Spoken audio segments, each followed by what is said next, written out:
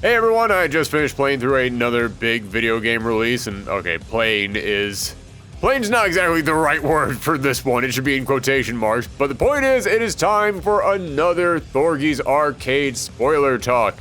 And today we are talking about the story mode for Guilty Gear Strive, which means you guys should be prepared to hear the phrase, I think, and I'm not entirely sure, but a whole lot, because I will let you know right now, I am a fan of Guilty Gear. I've been playing these games for years now, ever since Guilty Gear X came out, which was a long freaking time ago. However, the story always confused me. The story was one of those things where they always gave you like a bit of the story in the actual game, but then you had to go and read like some mangas and a novel and then play this totally separate game if you wanted to understand really anything that was going on in all these games. But since the last game came out, I have been doing my research. I have been sitting down. I have actually been studying up on the stuff that I didn't know about. For anybody who knows the YouTuber Wooly Versus, YouTuber Twitch streamer Wooly Versus, previously of the Super Best Friends, he's been putting out a video series in which he talks about the entire lore of Guilty Gear. That's been helping me a lot. So if you want to know more about Guilty Gear, go and check out his channel. Go and check out that video series that he's been doing. But even though I have been playing these games, even though I have been doing my research, I'll admit there's still a chunk of this world, a chunk of this lore that I'm not 100% on. So there might be some stuff that I'm missing. However, it may be just because, as I said, I have been doing my research since the last one, but I have watched the previous couple story modes for these games. I feel like this is the easiest one to understand. Like all those previous story modes, I watched them and I was like, I guess this all makes sense. This kind of just feels like a fever dream to me. This one I watched and went, oh no, I get it. Yeah, I actually understand what's going on. There's like a handful of things in here that I have a few questions about, but for the most part, I actually got this. I think that with this story mode, as long as you know the basic premise behind the characters, you'll get it.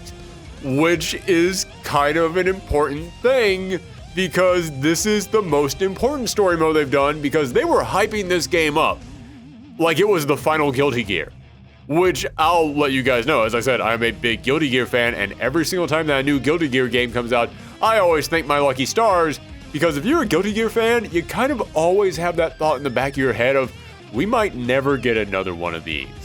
Because Guilty Gear, despite the fact that it's probably the best looking fighting game that's ever been made, despite the fact that they have these big, crazy cinematic story modes, and they put so much time and effort into these games, they have always been a passion project of the people at Arc Systems Works, because Guilty Gear does not sell on the level of a Mortal Kombat or a Street Fighter or some of these other big name games out there.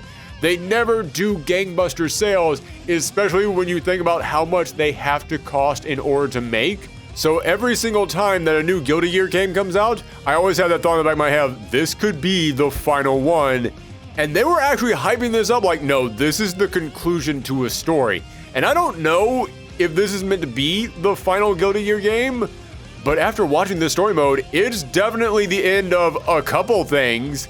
If we do get another Guilty Gear game, there's going to be some very different characters in there. Now, before we delve into this story mode, before we start giving all of our thoughts on the story itself, two things I want to delve into real quick. Number one, I am actually testing out a brand new microphone today, so this is just behind the scenes stuff, but let me know what you guys think. Let me know how this sounds, if there is any problems with this compared to the audio of our previous videos. Let me know that in the comments down below, because this is all just experimental stuff right now. I'm still tinkering with it, but I think it sounds okay, but let me know. And the other thing that I want to let you guys know is that, yeah, normally when we do spoiler talks, I have footage up on the screen of all the stuff that I'm talking about. I'm not really going to be able to do that today. We're just going to have some generic footage of gameplay up there. We're going to have a few shots of the story mode, but we're mostly going to have a lot of still images up there. And it's because, unlike the story modes of a lot of other fighting games, Arc Systems, they have been known to do copyright claims. They have been known to come in here and do takedown notices of anybody who shares too much of the story mode. And honestly, that's understandable. Because whenever I see a video game company out there coming in here and doing copyright claims on people playing their games, I'm always like, dude, the point of a video game is to play it. This isn't the people coming in here and sharing the experience in a way that is going to take away from your sales. Why are you coming in here and copyright claiming that stuff? But when it comes to the story mode in Guilty Gear games, there is no gameplay. It is literally a 5-hour long cutscene. That is what the story mode of all Guilty Gear games is. So yeah, I can actually understand them coming in here and doing copyright claims, because if somebody puts up there the story mode playthrough of a Mortal Kombat game, that's not going to change whether or not you buy the game, because those story modes have gameplay. You actually pick up the game and now you get to experience that firsthand. So it's a completely different experience for you, the player, versus you, the watcher. But when it comes to Guilty Gear, yeah, you get the exact same experience of watching that full movie on YouTube that you would get actually buying the game. I understand how that is a different thing, so I am not coming in here and trying to throw any shade over at Arc Systems if they decide to start copyrighting people who just upload the complete story mode, because that is kind of like just uploading a movie that people would have paid for. Yeah, I understand it. But, so yeah, you're mainly just going to see a lot of still images up there today of the stuff that I'm talking about. But okay, let's go ahead and actually talk about this story mode. And the first thing that I have to applaud about this story mode is that Guilty Gear has now been around for decades. They have had multiple installments. And when this game begins, and I looked over at Soul Badguy, which still, after all these years, it never ceases to crack me up that the protagonist of this series is called Soul Badguy. But when he popped up, and I looked at how he was acting, I went, that is a different character. Not from the guy that he was in the last game, but from the guy that he was at the very beginning of the series. And that is not me coming in here and saying, oh man, they don't know how to write this character anymore. No, that is me coming in here and going, oh my goodness, this franchise has had so many different installments over so many years. And if you go back and look at where Soul Badguy was at the very beginning of the series, and his personality and how he acted back then, and then you go through every single installment, you can actually see him progressing, and you can see him changing, and you can see him becoming a different person. And now when you go into this game, listen, in the very first Guilty Gear game, Soul Badguy was Soul Badguy. He was the gruffest, most rumble-tumblest guy you have ever met. He was the ultimate loner, the ultimate, I don't care about any of you people. But when this story mode begins, he's chasing down a bounty, and he goes up to his target and it's just like, listen man, I don't want to fight. Just come along with me. I can actually be a fairly nice guy if I have to be. It's all okay. I looked at that and went, oh my god, this is a guy who's, the Grinch's heart grew 3 times its size over the course of this series. This is a guy who started off as the ultimate loner, and after all this time of actually, interacting with the entire cast of this series, after meeting all these other people and getting to know them, yeah, he's actually started to care. He actually has become kind of like Soul Nice Guy. And it's just insane to me that this series, a series that people have made fun of, and I'll admit kind of rightfully so, have made fun of many times for just being the biggest, wildest, insane, who even knows what's going on at times type of story. And now you look at it no, there's actually a clear progression of character growth. And that is something that I can't even say about a lot of other video games or TV shows or comics or movies. And that's something that I love. I do not want to pick up a franchise on installment 10 and see a character at the exact same spot that they were in installment 1. And I just kept looking at Soul Badguy at the beginning of this game going, this is a guy who has grown. This is a guy who has changed. This is a guy who I care about. It's like that little checkmark box of the, I care about this thing. I want to support this thing. I hope that it's happy and that it grows. Yeah, I looked at him like, oh wow, Soul Badguy's doing okay. I really hope they don't take all of that away from him by the end of this game, but they didn't. I'm gonna be jumping around a little bit in here, but yeah, by the end of this game, Soul Badguy's heart is kind of what saves other characters. It's kind of what saves the entire universe. It brings people together. So it's his character growth that is important at the end of this entire thing. And yeah, I know that I am applying the thing that all stories are supposed to do, but most stories don't do that. And it's crazy to me that a franchise that literally just 2 installments before this even I was making fun of it. Even I was pointing at like, this thing is just so weird and stupid and silly. And now 2 installments later, now that I've like actually like researched all this stuff, and now that I've actually sat here and thought about it all, I'm actually thinking to myself, oh my god, this thing actually knows how to do character progression. That's incredible. And he's not the only character that really shows off how they progressed in here. I remember when I was playing the early Guilty Gear games, I didn't care about Axel Low. I didn't care about Axel Low at all. He seemed like the most boring of any of these characters, which in a weird way, that's kind of the point of Axel Low, because everybody else is from the future in a world that is full of magic and monsters and crazy sci-fi technology. But Axel Low is a guy from the 1990s who just happens to have time travel powers, but he can't control them, so he just kind of blinks in and out of different times. So everybody else, they've got all these weird, wild backstories. Axel Low's entire story is, I don't know what's going on. Can someone help me? And yeah, I got that was kind of the point of Axel Low, and that is charming, but compared to the rest of this cast, I didn't really care about this guy. At the beginning of this thing, in which he finds out something bad is about to happen, and then you see him just blink on top of Soul's motorcycle, and he tells him, listen, I'm gonna try and get as many people out here as I can. And then there comes that moment in which Happy Chaos destroys that building, and then later on, they rewind to that scene, and you see the moment that he destroys the building, and then everything just freezes. And then you get Axel Low just stopping time, and you see all the people in this building, they're all falling, and he just, with time stop, just goes up to them and starts picking up each of them. And then later on, you see him out in the field, and everybody that was in this building is now unconscious in this field. I looked at that and went, Axel Low is the freaking man. Axel Low is awesome. Because again, that is character progression. That is a guy who at one point in time had no idea how to use his powers, and his entire personality was, I'm freaking out because I don't know how to use my powers.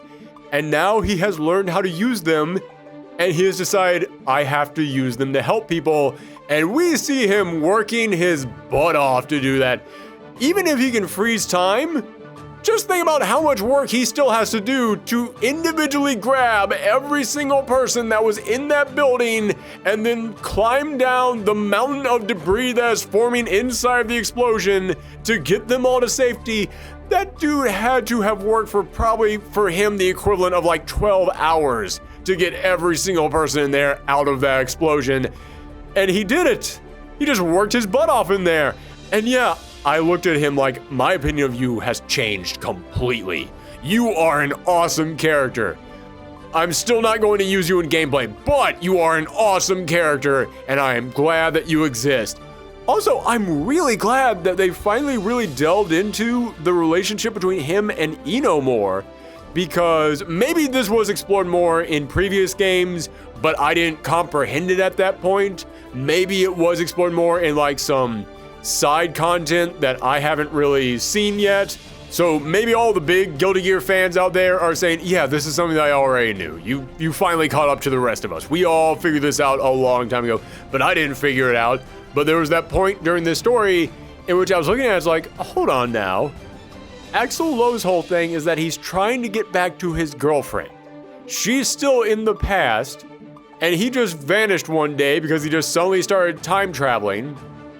And Ino's also a time traveler, and they've always kind of had this weird relationship with each other. Like, Ino really does hate and despise everything, except for this goofy time traveler guy who he's the only guy who has no idea what's going on, and he seems like the most average character among all these other characters. He seems the most human and the most relatable among all them.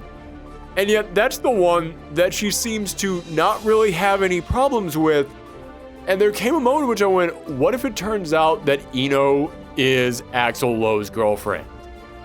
And I had to stop myself and think to myself, no, Ino is so different in terms of personality compared to what we know about Axel. There's no way that they are boyfriend and girlfriend in the past. There's no way that's the thing. Plus, Ino doesn't really remember her past all that much. Axel remembers his past. He's still got a photo of his girlfriend. He would know if that was his girlfriend. But then there came that moment in the story mode in which Ino was talking about her past, and I remembered, oh right, Ino's not from our timeline. Ino is from a different timeline that no longer exists. So maybe she is Axel's girlfriend just in that alternate timeline, which is why he doesn't recognize her, because she doesn't look exactly the same. But in their timeline, things went differently, and she's got the time travel powers. And then there comes that moment when she actually starts describing what her boyfriend was like, and she talks about his hair and how one day he just disappeared. And I went, oh yeah, they are totally boyfriend girlfriend from alternate dimensions. And at the very end of this story mode, in which they finally take out Ino, which, man, I think it's really cool that after all this time, anytime that you have one recurring villain over and over and over again for so many installments, anytime that you come in here and go, no, this is the end of that character. This villain has been here this entire time. This is their last straw. I'm always intrigued. I am always invested in that. So the fact that they came in here like, no, this is Ino's last story. Right away, you already got me invested. But then they had that moment between Ino and Axel where Ino kind of finally remembers who her boyfriend was. And she remembers it was Axel, and then Axel is able to look past all the witch get up and all the evil multiple reality stuff that is Ino, and he realizes, oh my god, that's her, and they actually do have like a moment there. Now there's a little bit more to what goes on with Axel in there, in which after everything happens and at the very end of the story, his girlfriend kind of sort of appears behind him, but we don't actually get to see what happens, and I have a lot of questions about what that could possibly mean. Was that sort of like an echo through time? Like she wasn't really there, but thanks to his time travel powers, he could kind of hear her in the past? Or was she actually now in the present?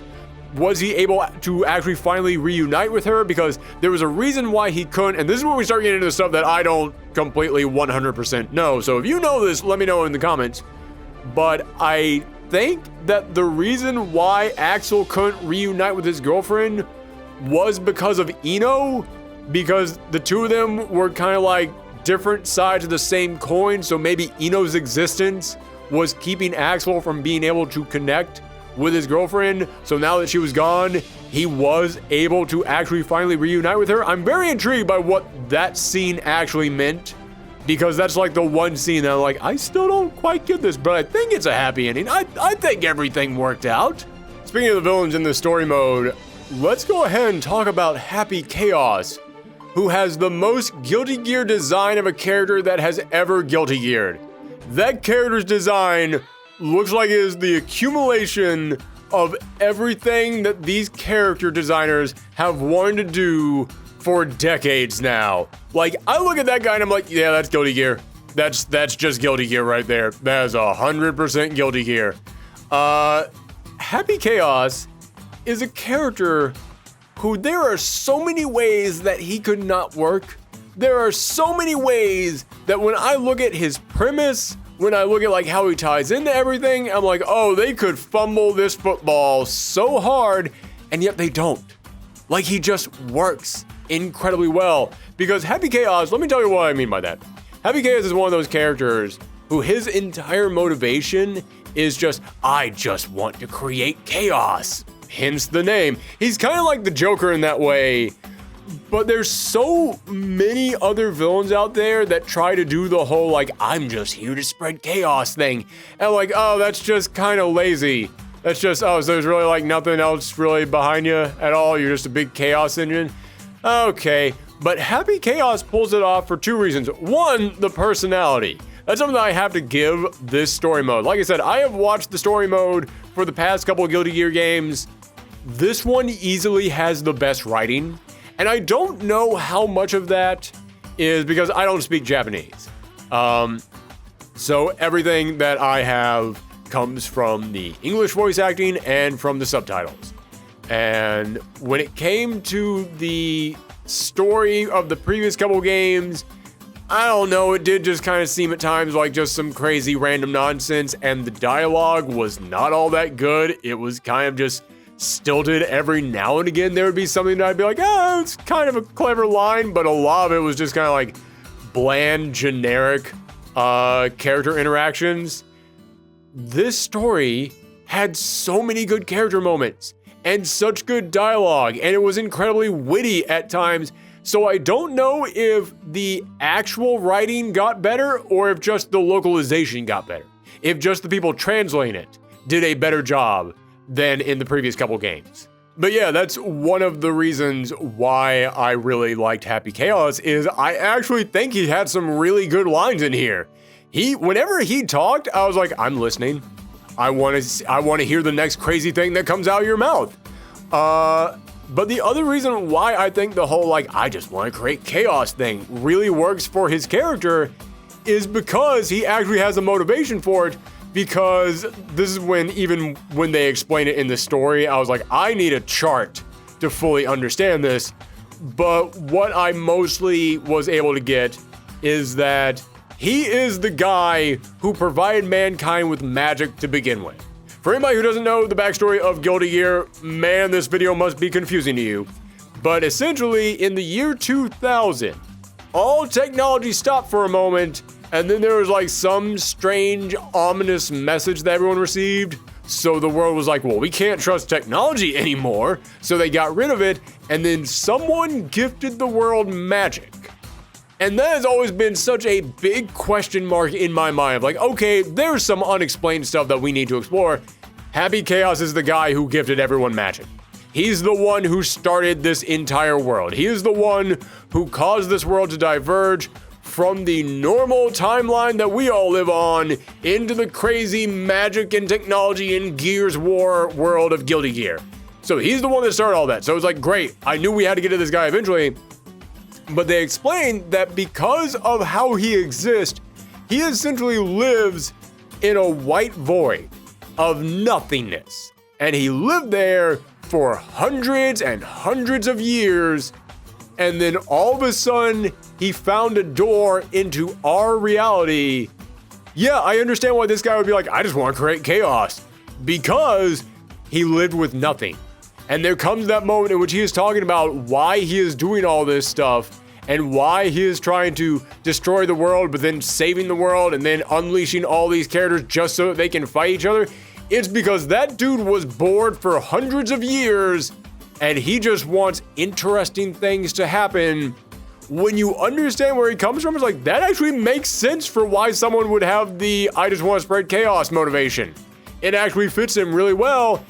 And again, I have to come back to this. The writing behind him is really good because, when you look at a character like, say, the Joker, another famous villain who's all about just spreading chaos, he still has his motivations of well, I need to get this money, I need to kill Batman, I need to do this thing over here. And yeah, he's just trying to spread chaos, but he still has goals.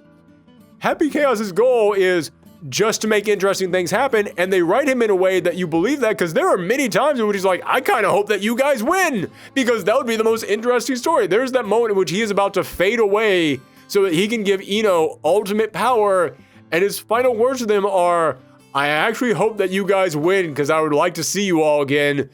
Yeah, it fits what they have established with this guy, and it makes him unique compared to a lot of those other Chaos characters that I talked about. So yeah, this entire story mode was basically just a 5-hour-long trailer for Happy Chaos as the first character of DLC. Actually, I don't know if he's going to be the first character of DLC because they said the first character is going to be someone who's never been playable in Guilty Gear before. And there's that other guy in there, Goldlewis Dickinson, who I believe he was the Secretary of State. I'm having to look this up right now, which that's something that we gotta get into in just a second. But yeah, he is the first military officer of the United States of America. Okay, there we go. Goldlewis Dickinson might have my favorite character design of any character in here, because he is this giant of a man with an Elvis pompadour and a big beard and curly mustache, and he's wearing this leather jacket just covered in stars and horseshoes and cattle emblems. And I look at that guy, I'm like, this is what a Japanese anime video game designer thinks of when you tell him you have to create a character that comes from Texas. You have to create a Texas character. This is what that guy is going to come up with, and I love it. I love that. I think it's great. Also, the guy fights with a coffin that is attached to a chain that he can swing around. But then the coffin can also turn to a giant shield, it can turn to a gun, and on the front of that coffin is the Area 51 road sign just bolted to the front of it. That might be my favorite weapon in this entire series, a series loaded with crazy weapons.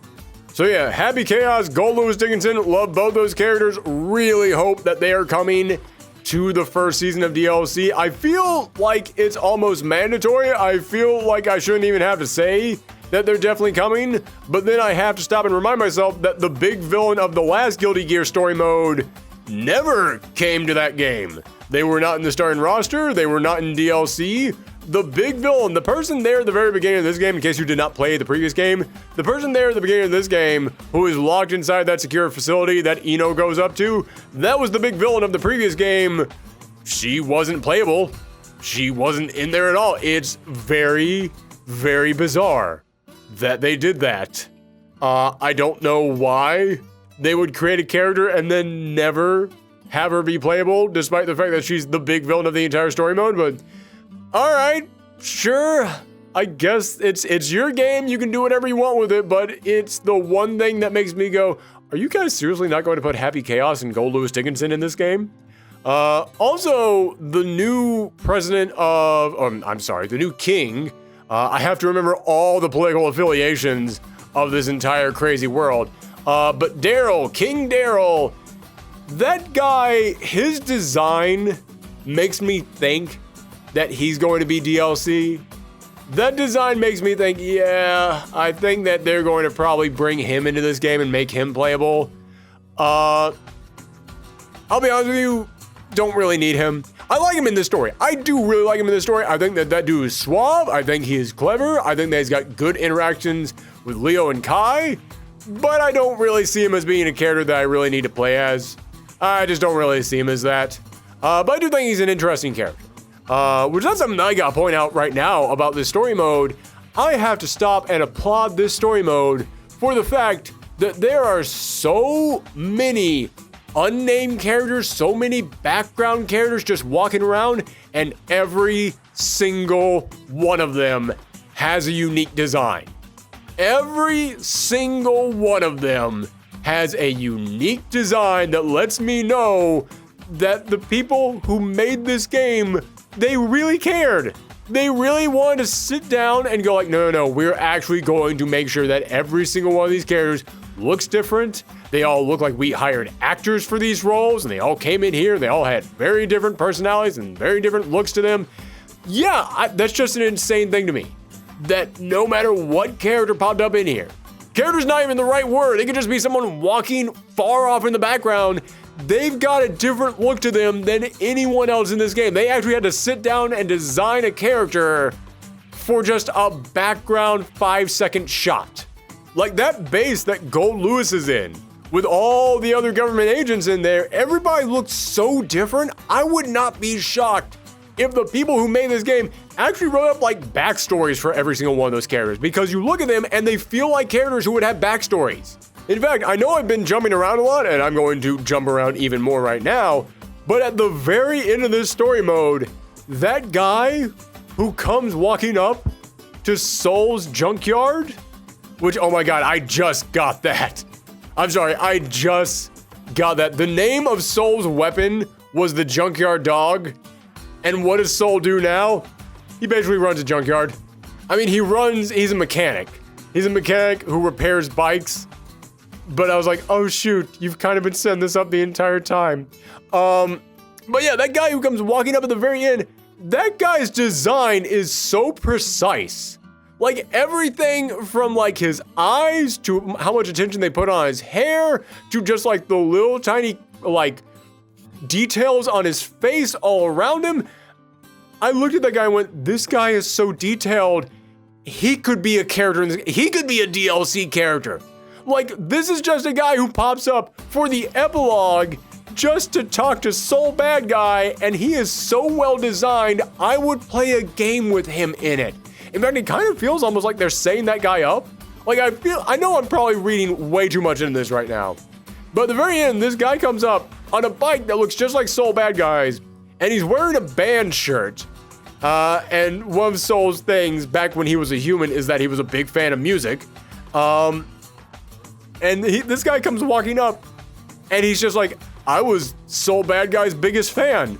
And I'm not even here about the bike. I'm just here hunting you down. I'm just here hunting you down because I was just a fan. And then they kind of have a moment of them bonding, which again shows character progression for Soul. At the end of this, Soul returns to being a normal human being, for the most part at least. He's still got some crazy magic powers in him. But basically, the entire point of that scene is that this normal human guy comes up to Soul, who has spent all this time trying to separate himself from humanity, and now he's a human again, and that guy's just like, I don't know, I kind of just wanted to know if you wanted to be friends. And then Soul's like, come back tomorrow, we're open from 10 to 4. And it's like, yeah, Soul's reaching out to become a human again. He's trying to have human interactions again with people. And I love that. It is a great way for Soul's story to go out.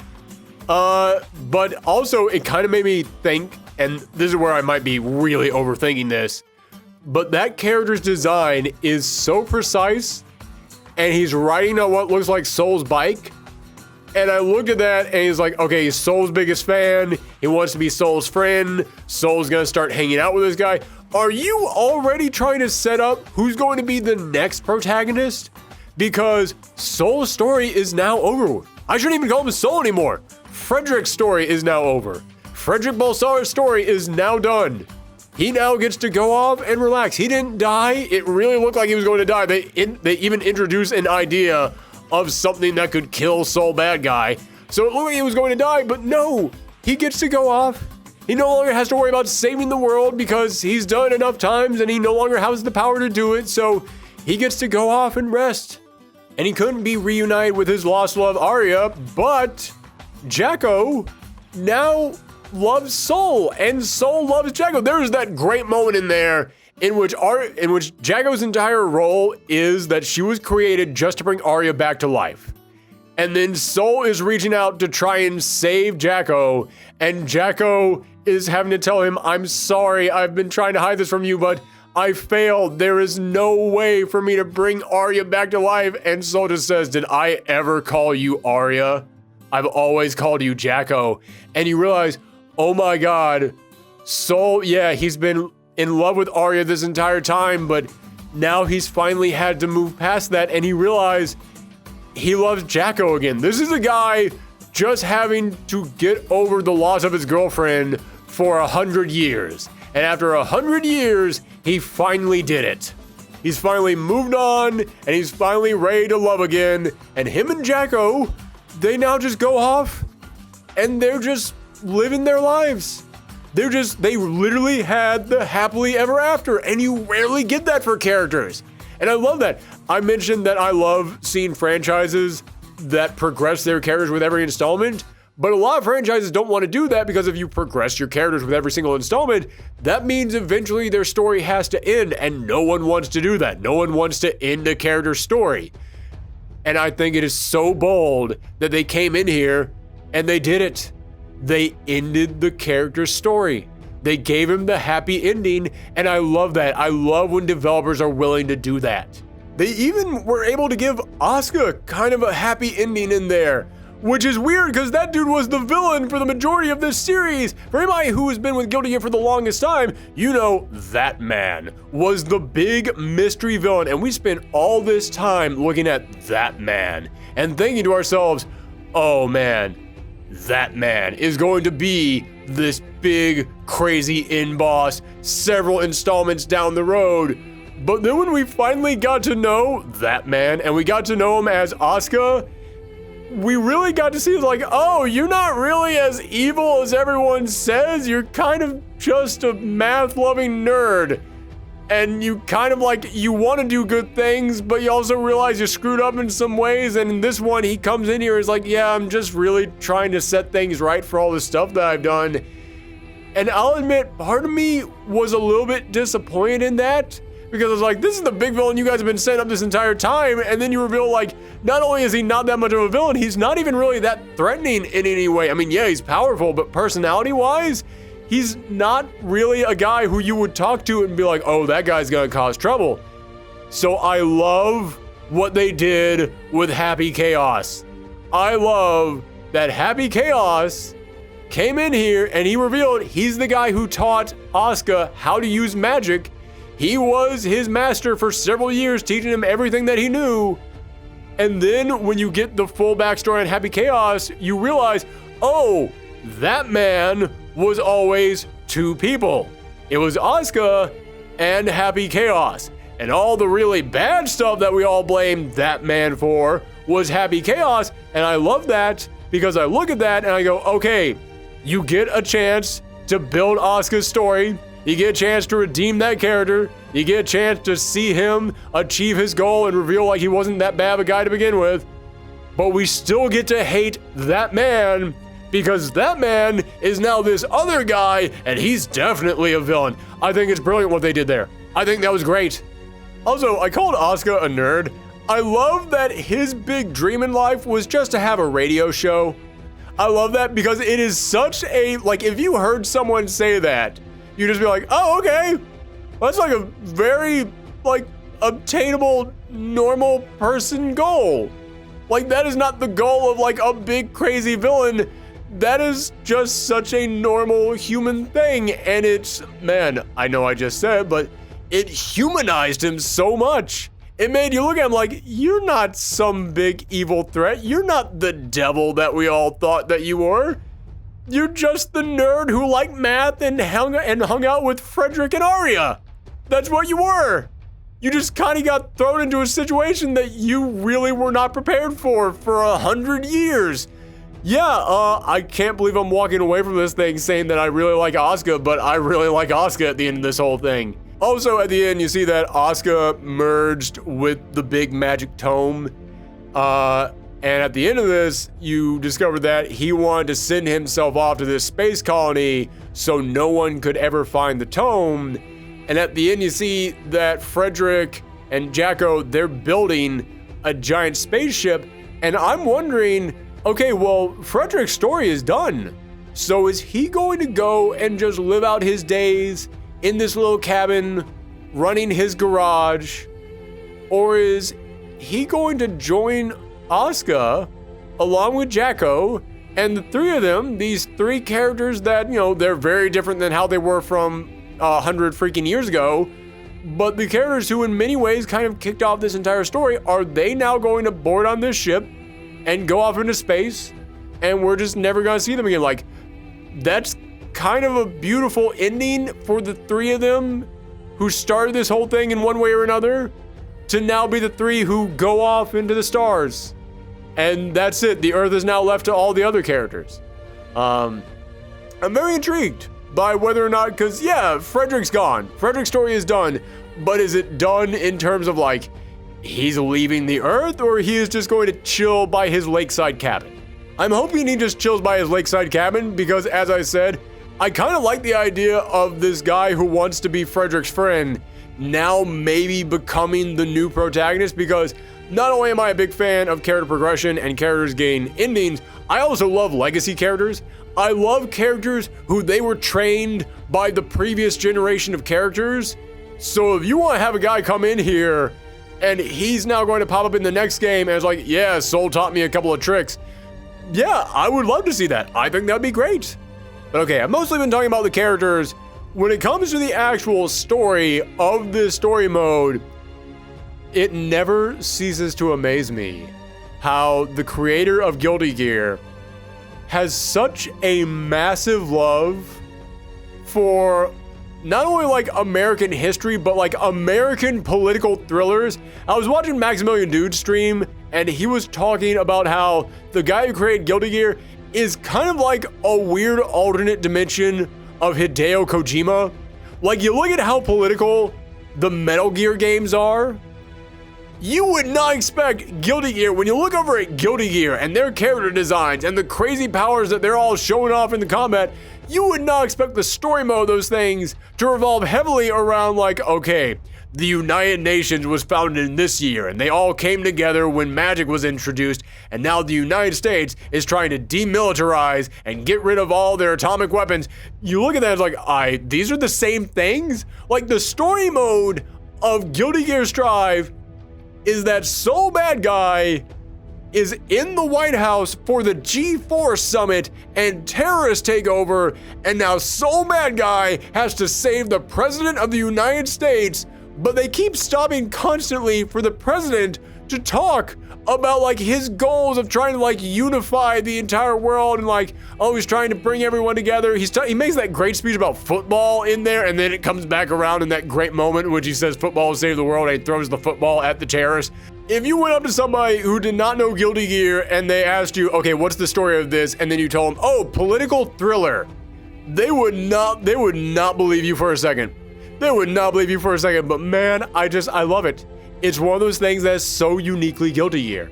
And I love that they can really like, you can tell just from looking at all the little details in here that the people who make Guilty Gear, they really are just in love with like American history, and they look at American history kind of like in that national treasure, there's a treasure map on the back of the Declaration of Independence kind of way. And we're like, okay, that's all interesting stuff, but yo, what if the White House was a flying battleship? They look at it like that, and it's part of the charm of Guilty Gear, and I love how they just lean into it so heavily in this game. Although I will say, again, this was the end of Frederick's story.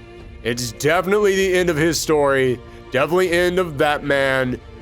But you know, this might not be the end of Guilty Gear, but as I said, every installment of Guilty Gear kind of feels like it might possibly be the last Guilty Gear game, because these games, they never do quite big enough sales to really justify how much work goes into them. So if this is really the final Guilty Gear game, again, not saying it is, but I do have that thought in the back of my head, and this game definitely feels like they wanted to put in place a stopping point.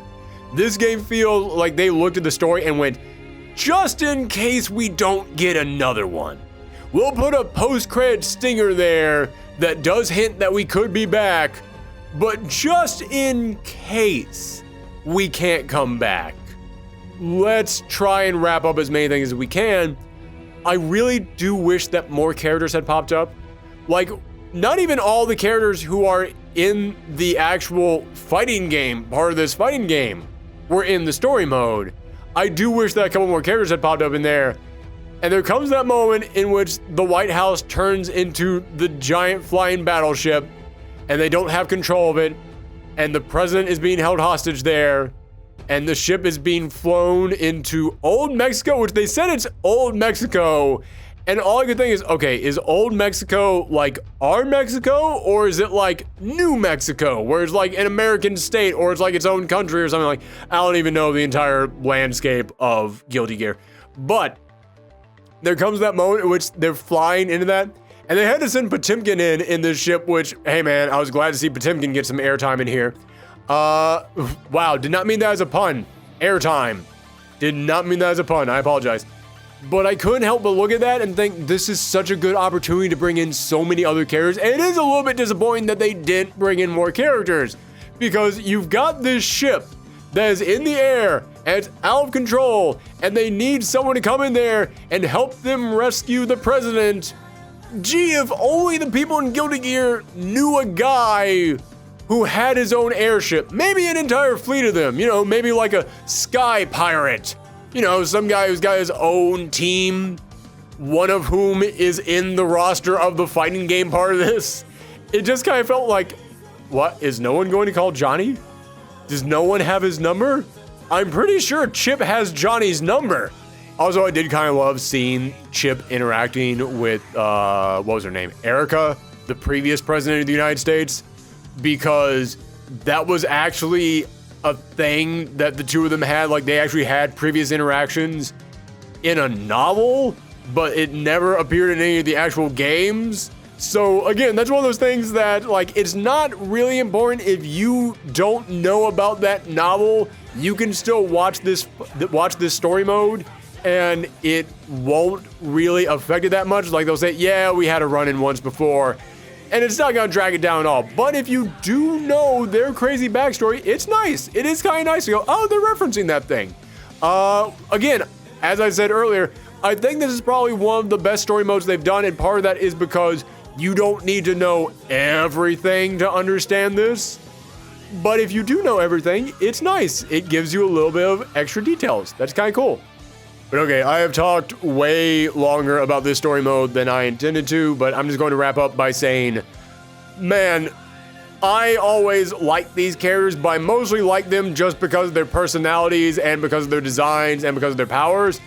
This is really like the first time that I actually got like a full-blown story mode where I liked them throughout the entire thing, and I was actually invested in it all throughout it. Like I said, I've watched the past couple story modes, and they've always kind of been a little bit of a drag for me. They've always kind of been something that I had to sit there and go, like, all right, I'll get through this chapter tonight. I'll come back tomorrow and do another chapter. I sat down thinking I was only going to watch like one chapter at a time, and it was going to take me a couple days. I started watching this thing at 1 a.m. thinking, yeah, I'll watch one chapter. It'll take like an hour, then I'll go to bed. Cut to like 7 a.m. in the morning, and I am wrapping this thing up, and I am like sitting there just fully invested. This is the first time that I was fully invested in the story mode of Guilty Gear. I think they nailed it. I think they did a great job with all the characters. I think that they really crafted a story that, yeah, I could have used a couple more of the characters to pop up in here every now and again, but it was engaging. I wanted to see where it went, and again, there's hardly any actual fighting in this thing. It's more of like the President of the United States reveals that America has secretly been holding on to forbidden technology that the world is no longer allowed to use. And I'm like, oh my goodness, how's that going to play in anything? Wait, that means that they can contact Potemkin because his people still don't use the new technology. They still use old technology, and oh my goodness, like I was just sitting there, like so laser focused on this story. It is crazy to me how engaged I got on this thing. So, yeah. Thank you guys. I think this story mode is great. I love what they did with Frederick and with Jacko and with Asuka. I enjoy all the new characters. This thing was so darn good. So, let me know your thoughts in the comments down below. We're definitely going to do a review of the actual fighting game part of this fighting game. We're actually going to do a review of the entire game. It might just be a quick review. I don't know if we're going to do a full-blown, like, skit, scripted review of it because we're currently in the June-pocalypse and there's 1,000 things coming out. But yeah, we are going to talk about this game a little bit more. So thank you guys very much for tuning in. Let me know your thoughts down below. And yeah, this one is for Frederick and Jacko, just out there on their lake house, enjoying their long vacation. And to that mystery man who, I swear, that guy's gonna pop up in a future Guilty Gear game. He is too well designed.